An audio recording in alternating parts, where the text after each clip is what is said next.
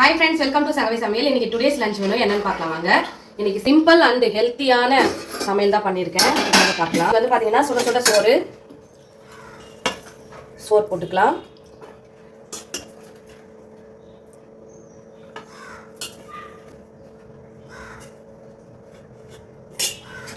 அடுத்தது என்ன பார்த்தீங்கன்னா ரொம்ப ஹெல்த்தியான வாழைத்தண்டு சாம்பாருங்க. வாழைத்தண்டு சாம்பார் சூப்பராக இருக்கும்.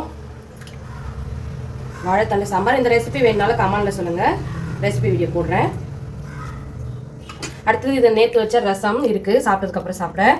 அதுக்கடுத்து பார்த்தீங்கன்னா சைட் டிஷ் வந்து பார்த்தீங்கன்னா உளுந்து வடை,